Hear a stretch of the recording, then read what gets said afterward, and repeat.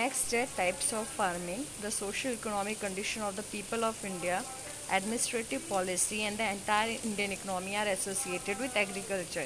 कि इंडिया के जो लोग हैं उनकी जो सोशो इकोनॉमिक कंडीशन है, एडमिनिस्ट्रेटिव पॉलिसी और जो इंडिया की एंटायर इंडियन इकोनॉमी है वो कहीं ना कहीं एग्रीकल्चर से जुड़ी हुई है. Farming types are classified according to the irrigation method, farm outputs and economic return. और जो फार्मिंग के अलग अलग आप टाइप्स देखते हैं वो भी इरिगेशन मेथड के हिसाब से, फार्मिंग आउटपुट और इकोनॉमिक रिटर्न के हिसाब से क्लासिफाइड किए गए हैं. सो टाइप्स ऑफ फार्मिंग में सबसे पहला है सब्सिस्टेंस फार्मिंग, कि after independence many agriculture development projects are implemented, yet the economic condition of Indian farmer is very weak even today. कि इंडिपेंडेंस के बाद अगर आप देखो तो बहुत सारे एग्रीकल्चर डेवलपमेंट प्रोजेक्ट्स हुए और उन्हें इम्प्लीमेंट भी किया गया, बट जो इकोनॉमिक कंडीशन है इंडियन फार्मर की वो अभी भी कहीं ना कहीं कमज़ोर है, वीक है. Costly seeds, fertiliser, use of insecticide are not affordable in small farm holdings. और अगर आप देखो तो जो छोटे छोटे खेत होते हैं वहाँ पे ये कॉस्टली सीड्स हैं, फर्टिलाइज़र है, इंसेक्टिसाइड है, वो अफोर्डेबल नहीं हो पाता. The farm production is just sufficient for his family and is consume in the maintenance of the family. और जितना भी प्रोडक्शन एक फार्मर करता है वो सिर्फ और सिर्फ उसकी फैमिली तक ही सेल्फ सफिशिएंट होता है या उसकी फैमिली कंज्यूम कर पाती है, और इसलिए इसे सब्सिस्टेंस फार्मिंग कहते हैं. तो सब्सिस्टेंस फार्मिंग जहाँ पे जितना भी प्रोडक्शन होता है उससे सिर्फ जब एक फार्मर अपनी फैमिली को सस्टेन कर पाता है, मतलब उसकी फैमिली उस चीज़ को कंज्यूम कर पाती है, that is the subsistence farming. और अगर आप अभी भी देखो तो एग्रीकल्चर जो है वो अभी भी कहीं ना कहीं इंडियन एग्रीकल्चर को हम it is an activity for life maintenance only, उसे हम एक सिर्फ लाइफ मेंटेनेंस जहाँ की बस जीवन यापन के लिए ज़रूरी है, इस तरह से देखते हैं. नेक्स्ट है dry farming. When the rainfall is inadequate, irrigation facilities are there and farmer is dependent only on rain. कि जो रेनफॉल होता है वो इनएडिक्वेट होता है, जितनी चाहिए उतनी नहीं होती है, इरिगेशन फैसिलिटीज़ कम है, और जो फार्मिंग है, जो खेती है, वो कहीं ना कहीं रेन पर डिपेंड है.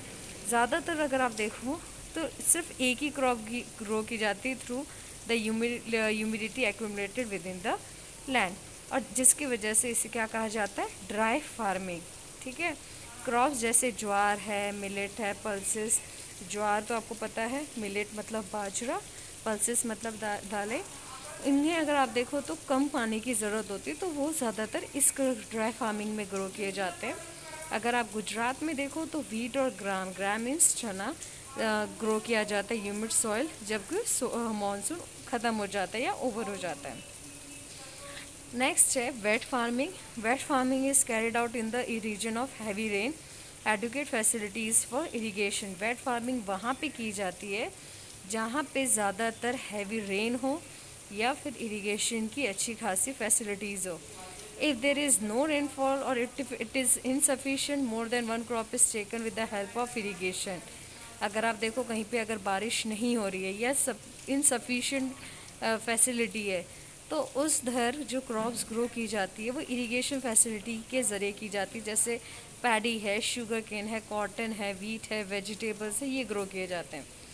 नेक्स्ट है शिफ्टिंग या जूम कल्टीवेशन. तो यहाँ पे जो फॉरेस्ट है उन्हें जलाया जाता है, बर्नट एंड फिर उसे क्लियर किया जाता है और उसके बाद वहाँ पे फार्मिंग की जाती है.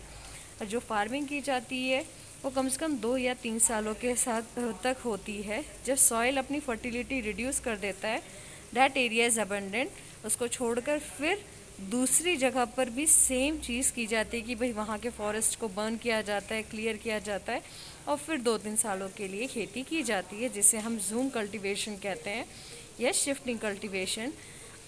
ज़्यादातर यहाँ पे सीरियल है, वेजिटेबल्स ग्रो किए जाते हैं, और यहाँ पे अगर आप देखो तो प्रोडक्शन कम होता है इस तरह के एग्रीकल्चर में. नेक्स्ट है प्लांटेशन एग्रीकल्चर. तो ये स्पेशल टाइप ऑफ एग्रीकल्चर है जहाँ पे रबर है, टी है, कॉफ़ी है, कोको है, कोकोनट है, एप्पल है, मैंगो, ऑरेंज, ग्रेप्स, आंवला, रेमन, खारेक, जिसे हम ड्राई डेट भी कहते हैं, ये ज़्यादातर यहाँ पे किए जाते हैं. इन क्रॉप्स को ग्रो करने के लिए हमें ज़्यादा कैपिटल इन्वेस्टमेंट की ज़रूरत है, ज़्यादा स्किल की ज़रूरत है, टेक्निकल नॉलेज की ज़रूरत है, मशीन की ज़रूरत है, फर्टिलाइज़र्स की ज़रूरत है। इसके अलावा protection from all side acquisition और ट्रांसपोर्टेशन फैसिलिटीज़ की ज़रूरत है। नेक्स्ट है इंटेंसिव फार्मिंग। तो ये एक मैकेनाइज्ड वे है फार्मिंग का, जिसमें हम इरिगेशन फैसिलिटी को यूज़ करते हैं, केमिकल फर्टिलाइज़र्स को यूज़ करते हैं, इंसेक्टिसाइड्स को यूज़ करते हैं और दूसरे मैकेनिकल मतलब मशीन इक्विपमेंट्स को यूज़ किया जाता है। ज़्यादातर यहाँ पे कैश क्रॉप ग्रो की जाती है और जो पर हेक्टर प्रोडक्शन होता है वो बहुत ज़्यादा होता है, और जिसके वजह से क्या होता है, क्रॉप्स भी बहुत ज़्यादा ग्रो की जाती है। ये इसका as more importance is given to economic return in this type of farming. ये जो फार्मिंग होती है इसे इकोनॉमिक रिटर्न ज़्यादातर मिलता है, इसलिए इसे कमर्शियल फार्मिंग भी कहा जाता है।